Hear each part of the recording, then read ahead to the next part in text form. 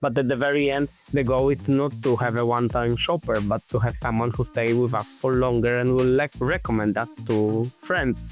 So that's why I believe CLV is something that it's the goldmine, and I believe the best companies in the world are focusing very much on that just because of this fact. So I would say there the gamification is like a natural evolutional way of gaining customers within the frame. So it's not only focusing on, okay, I'm there because I want to buy, which is a basic need, but also if I'm about to stay a little bit longer, entertain me, bring me something more, help me to get some more from your company through the fact that I spend the time with you. You shake your mobile and you get the reward, right? And I've read that they are having like few millions of customers active every day, and almost 60% of them is actually doing that shaking because I want to win something.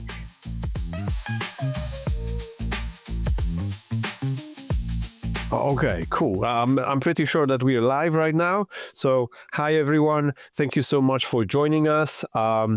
Today we are going to talk about loyalty and gamification tests to boost CLV.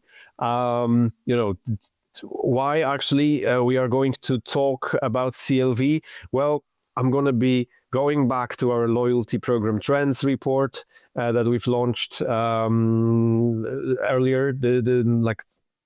And clearly, CLV is the number one goal for loyalty professionals. So first of all, we are going to focus on CLV, and the second aspect is going to be the fact that loyalty programs are basically a great platform for testing new ideas on how to engage customers across the journey and ultimately improve CLV. And today we have an awesome guest that is an expert on the topic, Dominik Olejko, who is customer experience and loyalty expert. Hi, Dominik. It's great to have you on the show. Hello, thank you so much for the invitation. Glad to be here. Awesome. So basically, by the end of the conversation, you will learn a framework for building emotional customer connections, real-world loyalty program examples, and test ideas straight from Dominik to boost CLV. So without further ado, let's jump in. I wanted to ask you, Dominik, about CLV. Why is it a key metric in loyalty? Basically, there is a lot of key metrics that we can say, and I guess everyone listening to us would agree that depending on your goal, everything could be important. But in my opinion, CLV is unique because this is showing the long-term perspective, and actually the lifetime value of the certain customers brings us the perspective how good we are in performing our loyalty program, in performing our business, and how good we are in retaining these customers, because we know how hard it is to possess the customer. But at the very end, the goal is not to have a one-time shopper, but to have someone who stays with us for longer and will recommend that to friends. So that's why I believe CLV is something that it's the goldmine, and I believe the best companies in the world are focusing very much on that just because of this fact. Yeah, absolutely. That totally makes sense. So actually, the holy grail for loyalty is CLV, and it's pretty clear why that is. There is a kind of like a framework that you wanted to present today, and it's called the loyalty pyramid. If you could go through that in relation to CLV. Yeah, this is actually one of my favorite model that describes basically everything we can speak about how to build the loyalty as such. And of course, on the bottom of the pyramid, you have the most important thing, which is actually the financial aspects, especially for the market where we have seen a very price sensitive customers. So the money is show me the money, you show the customer the money, you give them a discount, points, whatever, you name it. And based on that, we have transactional relation with them. But this is the fundamental part, but it's not bringing us to the long-term loyalty and to the CLV we are just discussing, right? So you need to add on to certain pillars this memory and experimental part. So I have the relation with the brand because it's actually bringing to me something that I can remember, I can memorize. Then it's functional, easy to buy, make my life better. then we are going up and you can go into personalizing the content. So actually you already collected some data about customers and we are entering here into more personal part, which is connected with emotions and the happiness. And basically on the top of that is the social aspect. So connect me with the community, show me that you know me, and thanks to that, I will stay for longer. And you can easily see in this pyramid that this is just the pillar, the financial aspect, the money, and it's important for most of the customers. But only if you manage with your program to get into this emotional part, you are able to really retain the customer and generate the lifetime value without giving more and more discounts, because it's like addiction. So you give the discount once, more the second, and they stay, but somebody can give always more. But in this model, you see that you should focus on this emotional aspect on the top of everything. Bringing customer there, you could even describe and write there on the top CLV and the heart. Thank you for explaining that. I think that this framework really helps just see what is possible, because as you've said, like definitely money is the most important, is like the fundament like of the pyramid here, but all those other layers allow you to build relationship with customers. So I believe that it really like gives opportunity to find a cool balance and also like, you know, implement let's say some kind of like a relationship that is unique to the brand that you are building. I also wanted to ask you about gamification in this context, because we've mentioned that CLV is the key goal, but also like a key trend is gamification. How does gamification impact CLV, or how does it relate to the whole concept? Well, I guess this is a psychological question. First of all, I don't know how many of you listening here has ever played any game. I have done a few challenging games in my life that were very interesting and very often had a very complex story behind that. You could go through the levels of the game and getting more experience and the weapons, whatever. But in fact, what stands behind why people love the game, it's this gratification that you get, that you actually feel that you have gained something, you won something. So the dopamine shots to your brain are very addictive, and it's actually you want more and more and more. And of course, as long as this is within the ethical frame, you can play with that a bit and help the customer to engage within your program. And the gamification is a literally very growing trend, and we can see that more and more visible in different players on the retail market, and not only. And how does it impact? This whole game in the gamification is about gaining more engagement, right? So the more engaged I am, the more time I spend, the more I value the program, because I have gained something there. I won something already. So I have my position. So maybe there is a ranking in between. So actually this is something that is setting up your status, that who I am within. And I'm getting this emotional connection with this because I made an effort. I did it myself. So thanks to that, I believe the gamification is growing on its importance, because the engagement now and the fight for attention is something that every company is focused on. So I would say there, the gamification is like a natural, evolutional way of gaining customers within the frame. So it's not only focusing on, okay, I'm there because I want to buy, which is a basic need, but also if I'm about to stay a little bit longer, entertain me, bring me something more, help me to get some more from your company through the fact that I spend the time with you. So that's what I see there. Sure. And it also makes sense, like in relation to the pyramid that you've described, that this is like a lens that you could look at loyalty through this non-transactional, let's say, point of view, right? So then you could actually think about engagement, but in those other ways. Obviously, there's going to be always the money component. So like customers will expect the discount, right? It's natural, but it's not going to be the basis or the fundamental aspect of the program. Yeah. Awesome. So I wanted to ask you about some cool use cases that come to your mind when it comes to gamification. Obviously, in loyalty. This is a very good question. I could see that on the on the Polish market, we can already see that within the grocery stores, this is very, very much a growing trend. And why it's like that? Because these are like very repeated visits, and these customers are kind of willing to engage within the app because of this financial aspect, as we mentioned. And we can see like the biggest chain of the convenience stores in Poland that are having almost more than 10,000 actually locations that we have searched for. So they have already implemented the gamification program within an app that is actually super targeted on the audience who is Gen Zers. And this generation is very much also into gaming. So we can see that they within this app, they are speaking with their language. They use the communication that is adjusted, like very modern, adapted to youth when they speak, when they give the push notifications, whatever.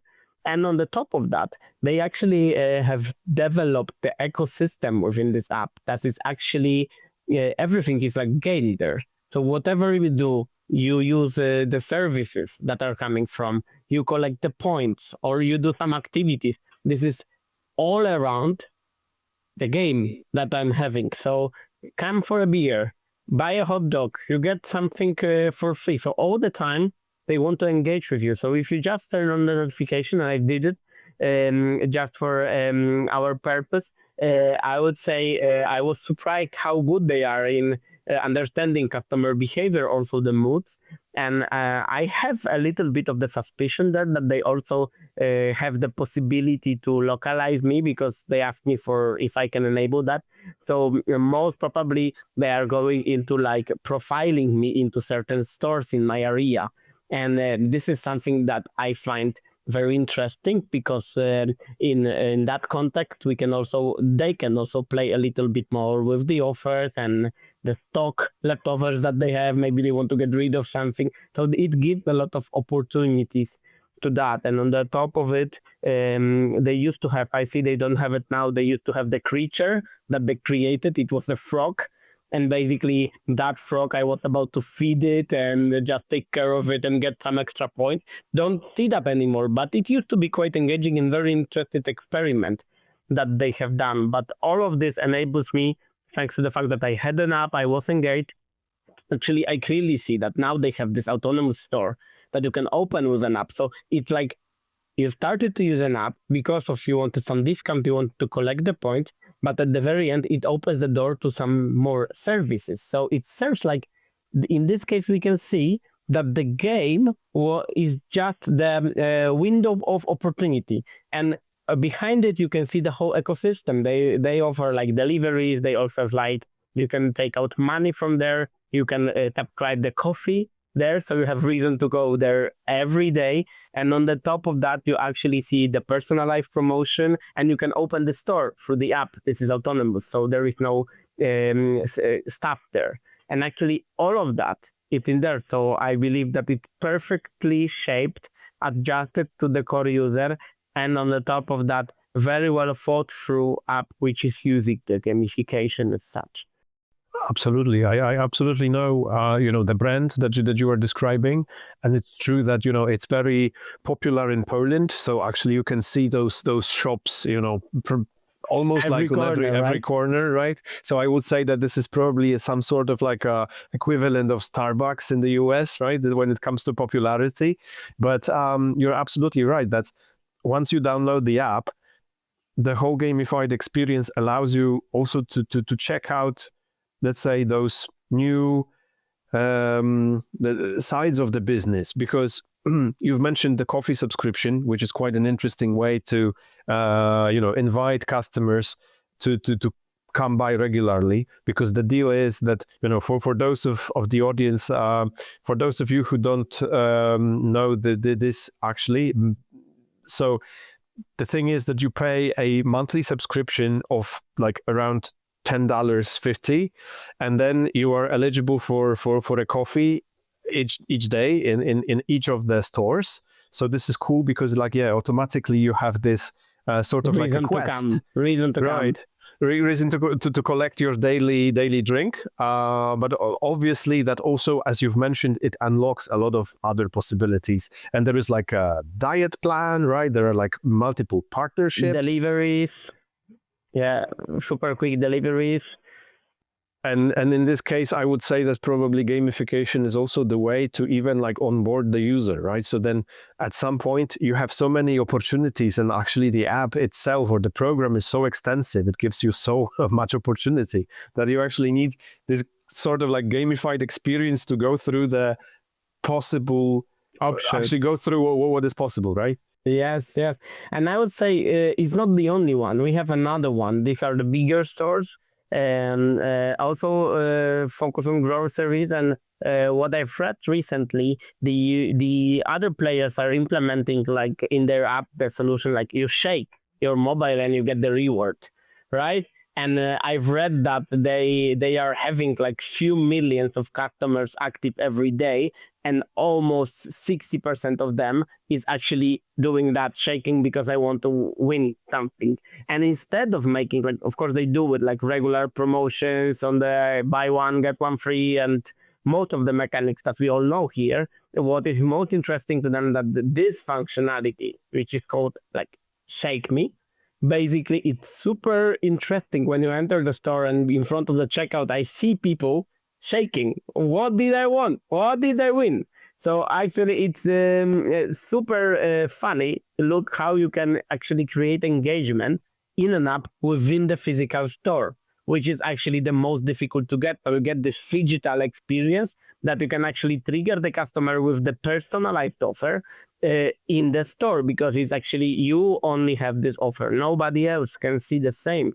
So it's fantastic. And this is why I really like this case, because it actually increases the engagement in the physical store where you can communicate with the customer in real time. And I think it's fantastic. What I also wanted to mention, if I can, it's also the popularity of gaming is also coming, like gamification within retail. It's also coming with the trend that is brought by Asian platforms. And we can see that this low price, quick selling applications that are mostly coming from China, we can see that they are very much into gaming. And I don't know if you recently tried to buy, you name it, in even one of them, you could try to buy, and how many times I was encouraged to win something, and the mechanic of real-time personalization of the reward and how much they tracking my behavior within an app, it's really mind-blowing how advanced is that, and the analytics, how much they know that I need this.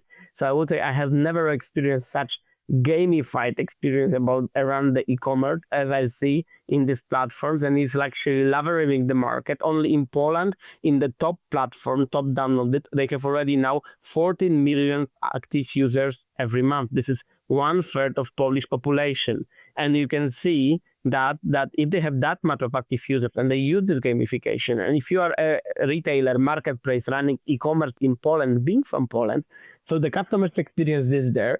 And maybe it's too much, but if you don't have anything, you want to have it because it's like definitely bringing the money. So this is another side of the coin that I wanted to mention. It's so interesting. I mean, I wanted to go back just briefly to because you've mentioned like a term like phygital. So I believe that this is like a physical and digital, right? And like based on your experience, you know, as a person who is deeply into analytics and insights, what would be, let's say, the idea behind introducing any sort of like mechanics where you actually need to physically shake your phone instead of, let's say, pushing a button that is well visible? What is the, you know, reasoning behind this sort of mechanics? Because, for example, to me, it sounds like something that is definitely, you know, it requires more effort. So it's not that intuitive, I would say. Might be. I think it's just a creative idea. So there we are touching like the part of how to create like a more engaging environment where you actually the effort of shaking is bigger. So the more effort you need to put, although it's still easy and the entrance is relatively low, you still need to do some effort that actually bringing you this fun. And I don't know, when you have this in casino, you need to you take the machine and you need to do, but why don't you have it in an easier way?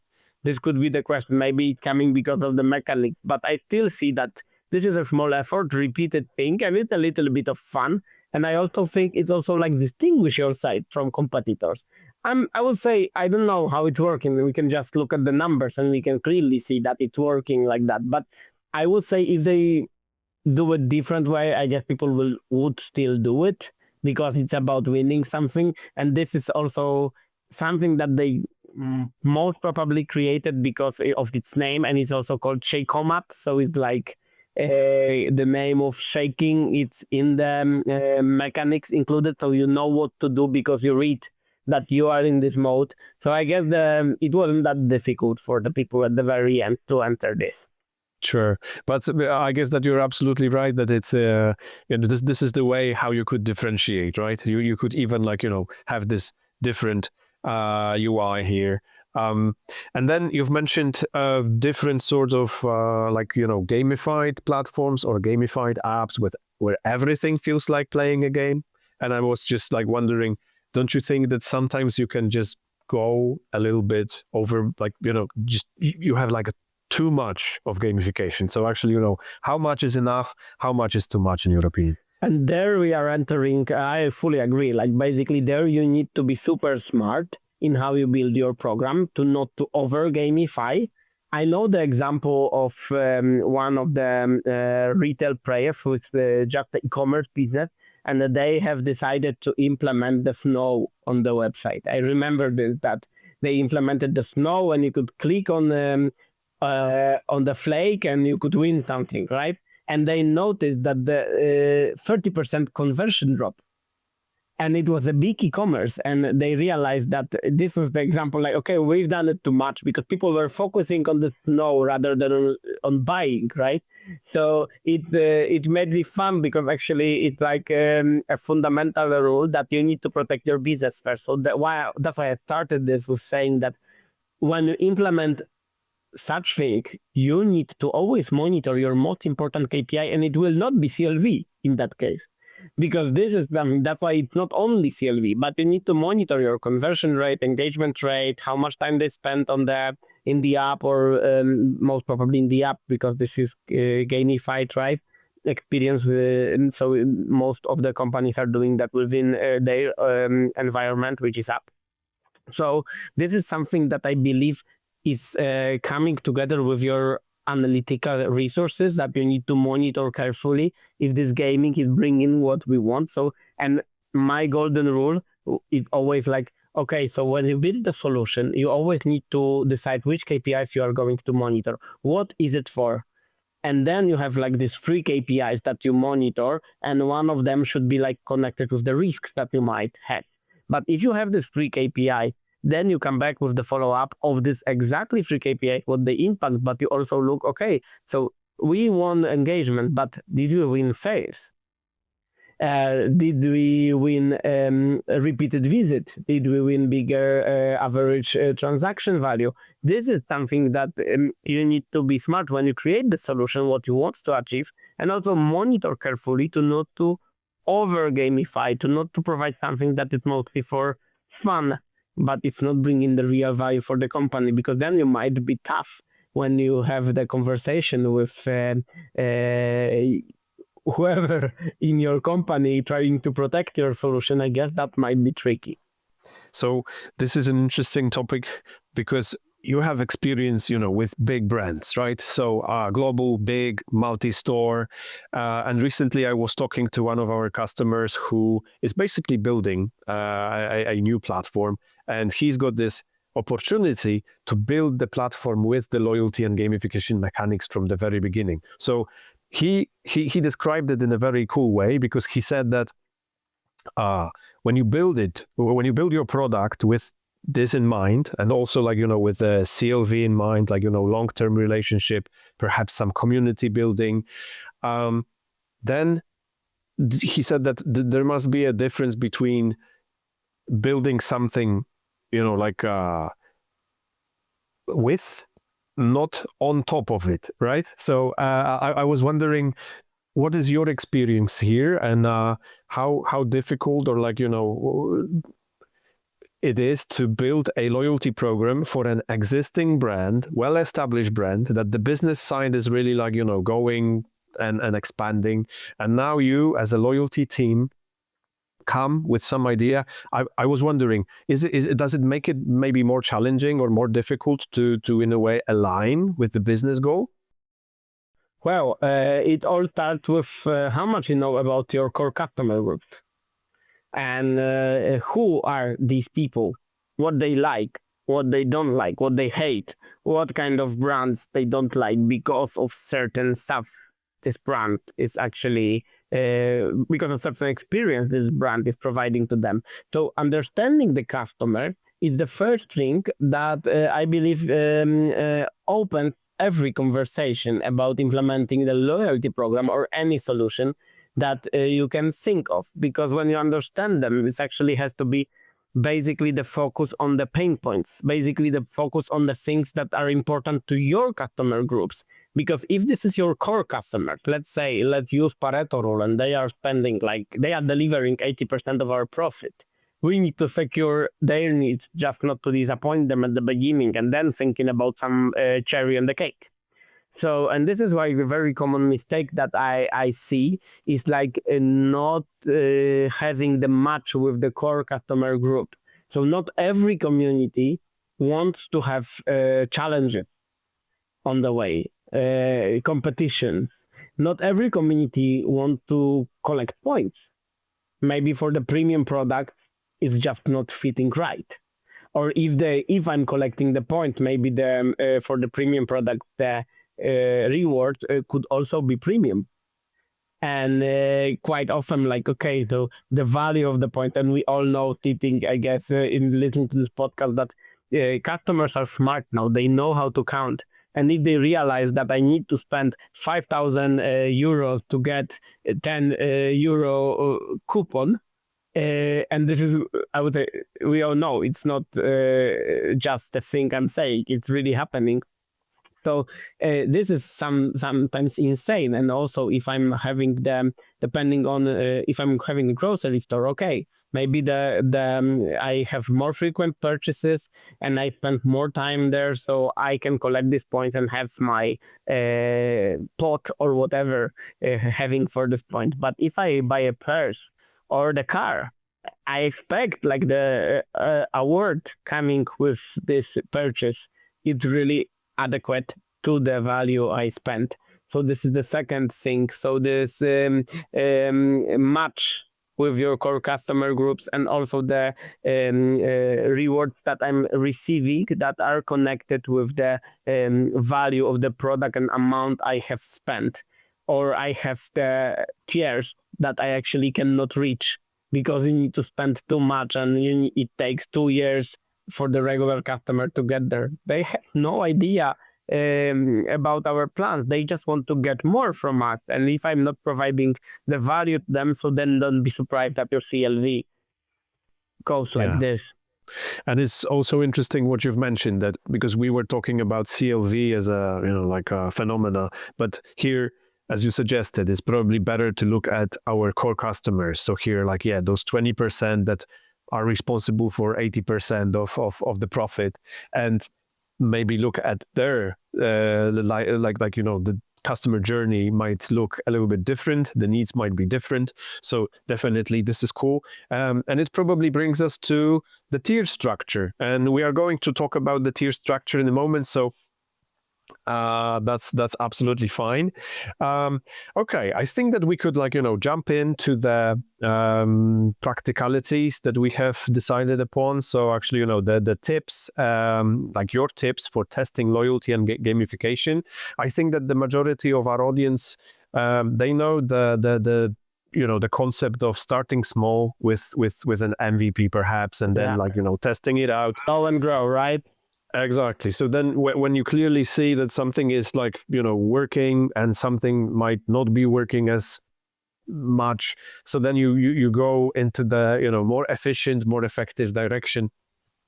But let's go through some of the, let's say, most common, most popular mechanics. So the most common is obviously points and rewards. I wanted to ask you about your ideas for testing here. So if we want to impact CLV, what would be the concept of any possible test when it comes to points and rewards? Very, very good point. I believe the starting one, even looking at the pyramid, right? And maybe just to mention that I believe that actually testing, it's something that is not if we test, but how much. This is together with the changing environment around, the super tough competitors going around and looking at you and just changing everything. If you have your loyalty program that it's 3 years old, you should, and you have never provided any test, you should really have this idea in mind that it's the high time doing it, because you might be actually the last one not testing. And I hope it's not like that in the case of the people who are listening there, but it's a starting point. And when it comes to points and rewards, there is really a lot we can do, even utilizing now the solutions that we have on the markets. And what I like, what I don't like, maybe this I should start with, it's very static. So we have established 3 thresholds that you need to spend 200 euros, 500 euros, and 1,000 euros, and you get this, and that. And it was signed with the board of management 3 years ago, and we cannot touch it until we die. And of course, this is something that it's a reality, and we all know that it's happening, because it's very difficult, because then you need to create a business case, etc. But now you can take a small group, you can segment, and basically I have recently seen a fantastic example with the dynamic points. So imagine the situation that you are very close to reach some reward, and it just, you have in your bucket 50 euro, but if you spend 80, then you get really some interesting reward. And maybe it doesn't have to be like that you need to spend 80 because it's written like that. But now we have a possibility to do this dynamic setup, that if we see the customer is really hesitating of adding something for 20 euros, so it will be 70, maybe we can change it and say, okay, spend 20 more and you get this reward. This time only within the 3 hours. So, or buy now, yeah, so it's time restricted, and you can, buy within 1 hour, buy within 20 minutes. And you get it, you don't need to spend 30, you can spend 20. And it's very interesting to have this dynamic point because you can actually adjust to the current behavior of the customer during the session. And it's actually happening now. And on the top of that, of course, you can set the threshold. So the automation goes from this to there, and you always have under control the discount and everything connected with the money that you need to invest in such mechanics in terms of the value of the discount or the point. But within the frame, you can play a little bit, and thanks to that, have better conversion, have more articles in your receipt. So this is the thing that I see very interesting to explore, this dynamic points calculation.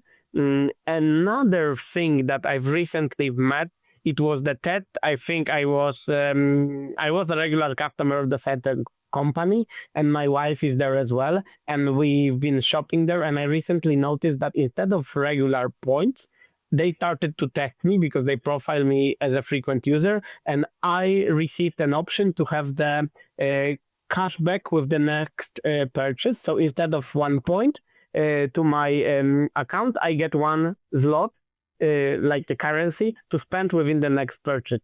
And they changed it, although I thought the mechanics did not change for the overall group, but I think they must have been testing that.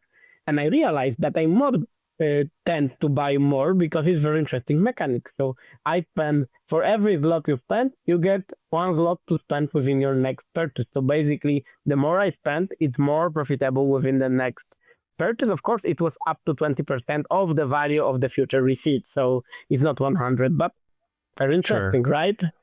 Yeah, really interesting. And you've mentioned testing. It used to be hard. It used to be something that you really had to invest in, technology and have a super custom stack in order to be able to do that.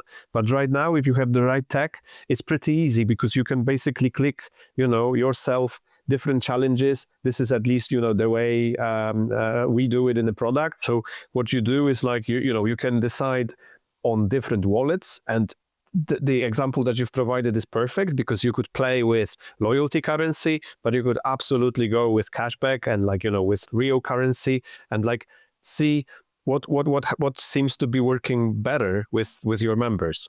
This is cool because it is related to the perception of value, right?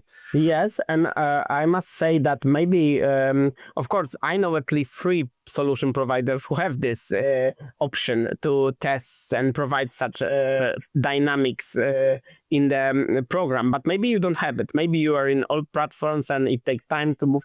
You can start low and grow, as you mentioned at the beginning. So basically, why don't you try for some time to change your regular points into cashback points? Maybe you can just shift it and give it a try for 1 year or whatever, or have an add-on if you have the reward program that if you are a member of X and Z, then you get different currency that you can So basically, you can try. I'm speaking now to you guys for listening. That basically it doesn't necessarily need to be the shift of the platform. Try something simple. Explore. Check if your I did very interesting exercise. I just came to my mind that I checked the thresholds for getting the special rewards in the program, and because it was set long time ago and nobody remembers based on why I should spend X to get certain reward. And I checked that and I did it to one currency because it was in different country, and I realized that if you include the inflation rate, it actually turns out that this makes 0 sense now. These thresholds have been set by someone, and I asked people, okay, who did that? And nobody remembered. Yeah, gotcha. Of course, this is a living organism, right? So this is obviously we're automatically a part of the economy with our loyalty programs, right? So as the economy changes, the loyalty programs definitely also should adapt because still we are in this perceived value, right? Awesome. Thank you so much for providing the examples for points and rewards. The next most common mechanics, I would say, is tiers. So what would be your test ideas for tiers? Well, there I might be not that spectacular with some ideas because with tiers has been already invented, and I would say what works the best, and there I'm coming to the loyalty pyramid that basically bring value to the tiers. It had to make sense to the customer to upgrade to the second tier and make sure you have that handout and everything accordingly. So if the customer is quite close to get the second tier, help him, inform him about that. Because the biggest issue that I see is actually it's not quite often tiers as such, but just the awareness about the tiers. That maybe I don't know I'm that close. Maybe people don't monitor that precise as we do. So just increasing the awareness about the tiers, just making sure there is a value, and maybe you can offer VIP tier and make sure it's really adjusted to the groups of most engaged customers, so it makes sense for them to spend every year, so they stay within the tier. And you need to know what is the value for them that will bring them to your app or to your store every time, because they know I will lose my status. I don't want to lose it. Because I have access to community, because I have access to some events, because maybe I have access to special collections, or I can customize my product. Maybe I have free delivery, you name it. But basically you need to know what is this holy grail for your customers that they will really make sure I'm staying within this tier. I want to be a part of it because it makes sense for me. I spend and I get. So be generous, of course, under reasonable frames. But what I'm saying is, if you are generous for the most engaged customers, they are also paying every time to you your salary because they are happy that they are within the frame. So, and the longer they stay, and the better the value proposition is. I don't mean more expensive. I mean the better and more relevant, the more difficult would be for the competitor to take them away from you. Yeah, yeah, absolutely. Also, I think that especially for those companies, I mean, I remember that we had a conversation with Philip Schelper some time ago, and he said that especially for companies who have this Pareto dynamic, tiers would be very interesting mechanic. So definitely, it's worth checking out.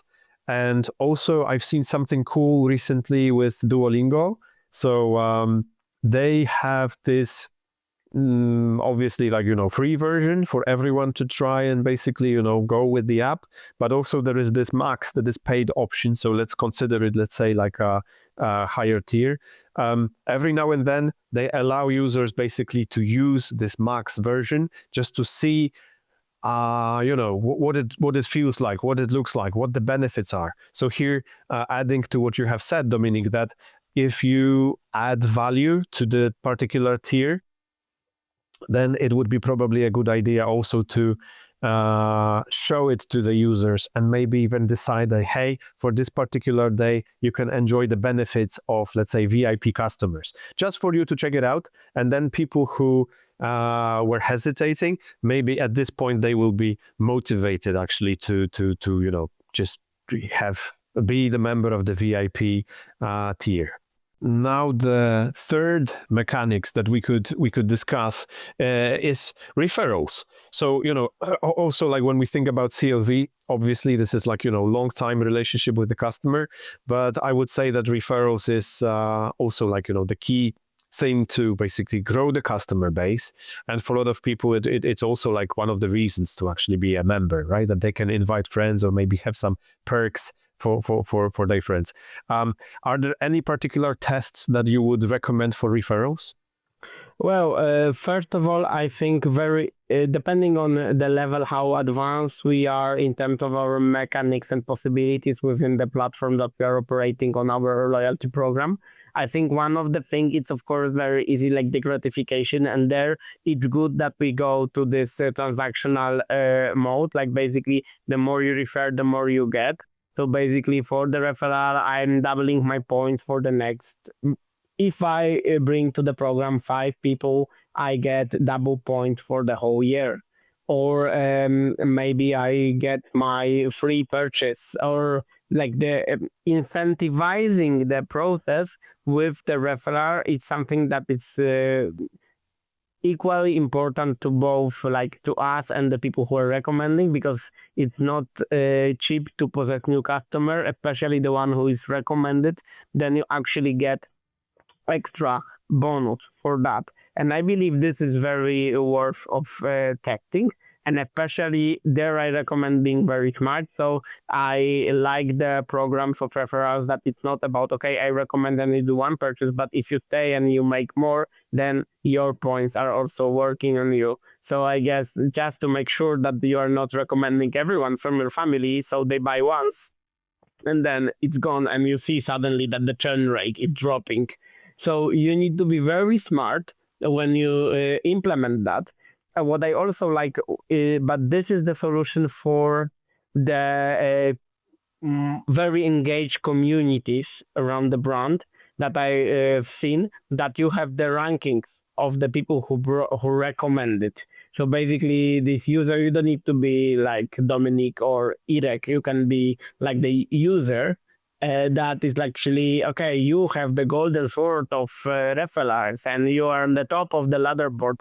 So just increasing this availability for some people who has this competitive mindset, that they like to compete, like to be the best. It's also rewarding that I'm the best in something. I'm the best in recommendations, so I got the most points out of it.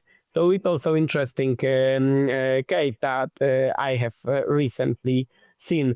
There in referrals, I believe the key point that I wanted to mention is not only what you give for the referrals, but also how easy is to do it. So basically, there could be some things that are connected with the links that you're sharing or the QR codes, whatever. You need to make sure it's very easy to join the program. And I've recently seen a very bad example, unfortunately, of one of the big player who is actually in automotive industry, that they have given the recommendation code that when you click on the link, you see nothing. So basically, you have no idea what happened, and the affiliation link has the name of the user who recommended. So if you know how it works, you could see that it's been recommended. But I had no idea that I recommended something. So I clicked on the link, and it brought me to the registration site. So I had no idea that this person who recommended me will get their bonus or not,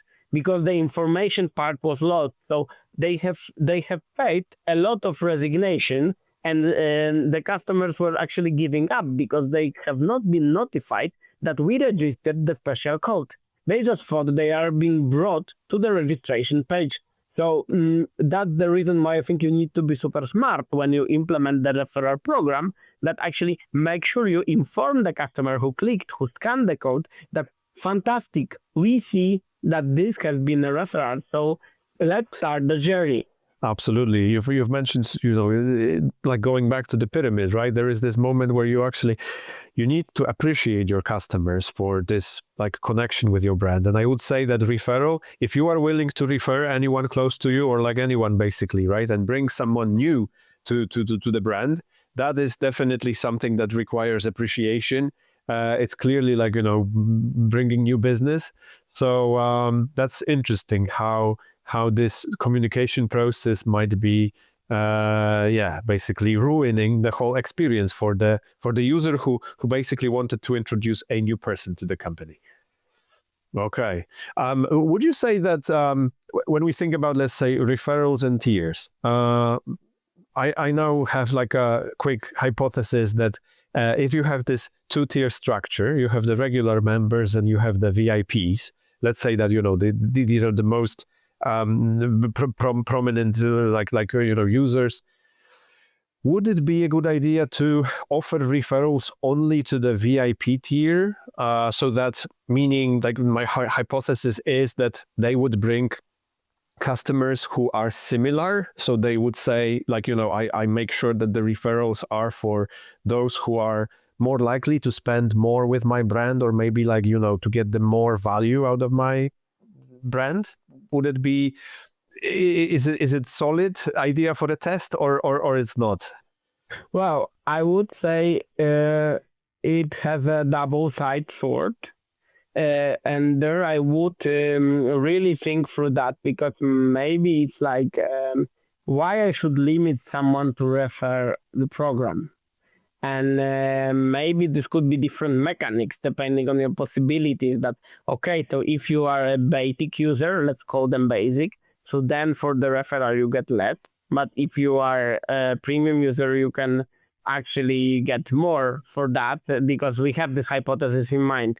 But I would say this is something that we haven't mentioned yet, but I think it's worth to say it, that basically one of the barriers that I see in the very developed loyalty programs, it's also the fact that they are too complex.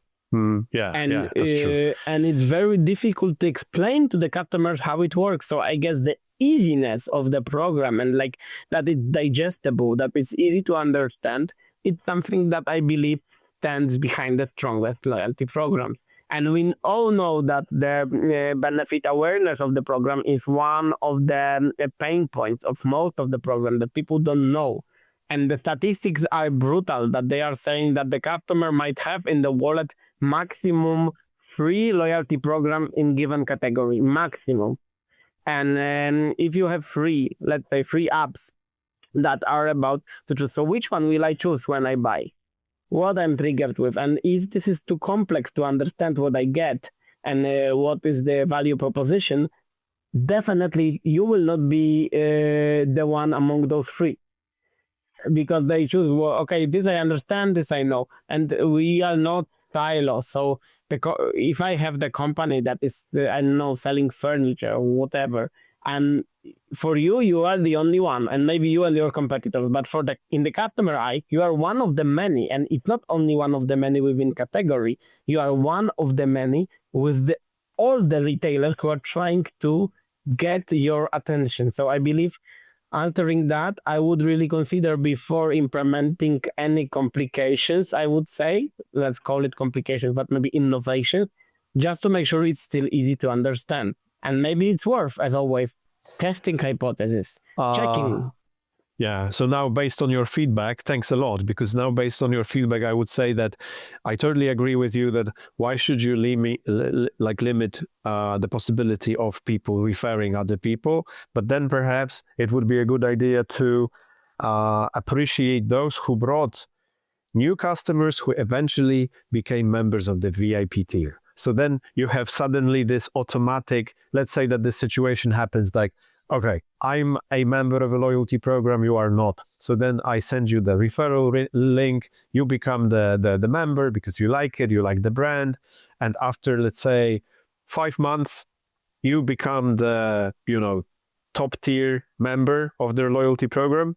And suddenly I get appreciated for that. Like, hey, Jurek, thank you for bringing Dominik into the program. He's been one of our best customers. And then if I received this appreciation, perhaps with some, let's say, other benefits, new points or whatever. But I think that even the appreciation itself would be this a cool, let's say, context for emotional connection. Well, sorry, go. Yeah. I just wanted to change my initial idea of limiting, myself towards referrals. But I actually, building on that, I think you touched upon a very important factor that basically this is something that we did not speak about yet, but most probably one of the best benefits that you get is also the one that you don't expect. So basically, show me that you know me. Remember the pyramid. So imagine that you as a company notice that I'm doing something more frequent, or I did something. You recommend something, and this customer stay. Of course, it requires mechanics and really good understanding of the insights that are fitting between the numbers that we are operating on. But I think it's a brilliant idea to actually appreciate the stuff that customers are not expecting and being generous there. Also, just highlighting with the messages, remembering about certain stuff, I believe it's very, very beneficial. And on also referring to what you said, maybe in terms just being super practical for our audience, like if you have, imagine that you have the VIP program that you reach, you spend X amount of money and you get their program, that you as a VIP user, you have a right to share this status with one person for 1 month just as a try-on. Okay, cool. So maybe that could be something. Sure, and that makes sense because this also in a way relates to what I've experienced with Duolingo, where you can actually as a non-paying member get the benefits, the perks, like see for yourself what it really means to be this paying member. And here you could be the, let's say, the guide towards okay, so here's what being a VIP member looks like, right? Just as a trial period, and you can share it. But this is exactly what they do. I don't know if you had the situation that you need to leave your car in a authorized dealer for some repairs. Okay. And they always give you, I don't know how is it in other countries, but in Poland you always get the better car, the higher class. Yeah, makes sense. I didn't understand why, but after having that few times, I realized that I want this car that I tried for some time. So this is the same mechanic that we kick, that maybe if you experience how good it is to be a VIP member, and then you won't have it. It's a cool concept, I would say, that you have, let's say, a referral pilot program, or those two ideas like blended, or maybe building on each other. We need to try it, Irek. Awesome. Okay, cool. I mean, shout out to the audience. I hope that, if some of you have already experienced with something similar, let us know. And if you are going to actually test it out, make sure to let me and Dominik know what is the result of such a test, and how could you effectively play with referrals in order to be even more effective. Awesome. Okay, so since we've gone through the testing ideas, what's the future of loyalty testing in your opinion? Well, I think with that speed of development, I would say the future is unknown to anyone. Sure. We can only see what's coming ahead. And I would say, of course, AI, automated testing, that we mentioned a little bit already. So in real time, you're adjusting and you're testing different mechanism on the customers in real time, trying to see what's working. Of course, under reasonable and ethical frames, because you need to also have that in mind. I guess it's something that is coming, and we see first platforms that are enabling you. They are picking up. They are also working on predictive models. So actually trying to see the purchase intent, and they are really estimating how you're likely to buy something. How possible is that if you get that, maybe you will buy. Then you test on different customer another solution, and thanks to that you can see like a model for the company, because if you provide the test on a frequent basis every day, every minute, then after 1 year of doing it, you have actually quite well working business model, right?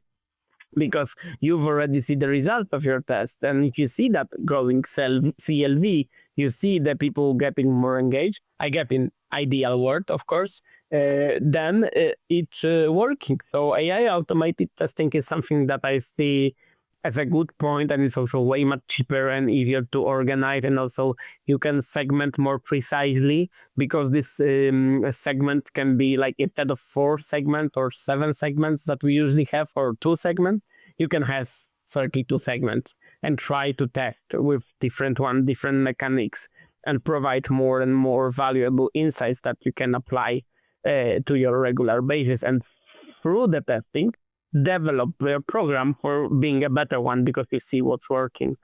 Another one is, of course, real-time personalization, that I believe is very interesting. And of course, we call it real-time personalization, and we see the platforms having that, but it's going to be more and more personalized. And I believe this is something that it could be, and it will be the direction, because 70% of the customers, whatever survey you take, they are saying we like personalization, but we like it under one condition: we trust the brand. So people don't want the personalization that it's unwanted, that it's for the brand that I don't like or I'm afraid about. They want to personalize if they have the real issue or the real argument from our side. Okay, we personalize the content, the offers, the loyalty program for you. You give us your data, and this is the clear trade-off. So I guess their transparency in how we process your data and also what we do, it's also one of the very important factors that it's coming with that. And we need to be super aware that the transparency ethics with AI is something super important, that we shouldn't be afraid of informing our customers. But because they say, we want you to personalize the content for us, but make sure that your customers are also aware that you do it in a way that they can accept. Yeah, it's also like a measure of trust, I would say. As you said, that if you are willing to give your data to the brand, you expect some value in return, but it's usually built on trust. So perhaps there is this way of like building the program experience towards a moment where you actually are able to really personalize the experience further. Awesome, thank you. So because we have covered quite a lot of things. Guys, let us know if which parts of the conversation you found especially interesting. Perhaps we could like go back and build on it. But now it's time to wrap up. So I just wanted to ask you, Dominik, for some key takeaways. So what would you like to share with the audience before we wrap this up? I would say the first thing, so know your customers, because this is a starting point to everything you do. So don't treat it as a waste of time. Just spending time of understanding how your life cycle works, who are your customers, what are their purchase behaviors. So know your customers is the first thing. The second thing is dare to test. So don't be afraid of testing, of exploring, of checking the trends and trying to test it, and be like a maniac about testing, because I believe this brings you the freshness of the program. This brings the entertainment to your customers, and don't be afraid of breaking the status quo because, oh, what happened if my customers don't like it? Okay, so maybe test it on the smaller segment, but explore it. Maybe if your capabilities are too old, maybe it's time to consider like, okay, I changed the platform. Maybe it's a big move, but prepare for that and do that.